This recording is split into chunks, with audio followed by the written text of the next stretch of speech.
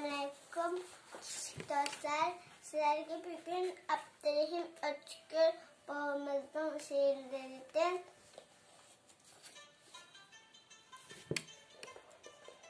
Tan şamallarını okuyayım. Tan şamalları Abdurrahim Özgür. Yelpinip ötken tan şamalları birden kaşımda toktap ötünler. Yürek sani ah ve derdini merhamet eylep anlap ötünler. Eşip dağlardan verip yetkende Tanrı Tağ'ın iteklerine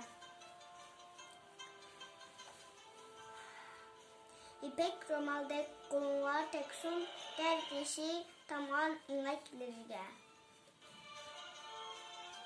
teselli okut dercike derman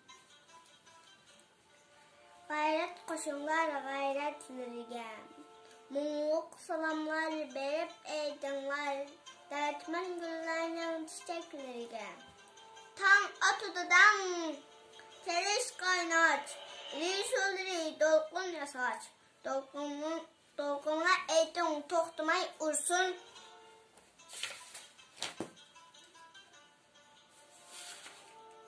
dolgunluğun vakti kalap durmuşsun. Yılların biri tebrik ediniz. Endi vaktidir optan eğitiniz. Kurbansız deva olmaz hiççak.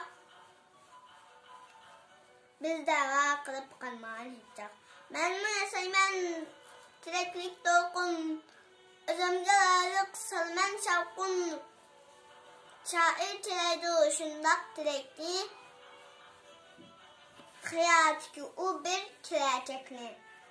Yelpinip ötün dağlar beşidin, dağlardan ötgeç damçıyı kaşıdın. Memnun rastladım ötkür kılıcım, ateşki teyyar ulu burtum. Allah'a emanet.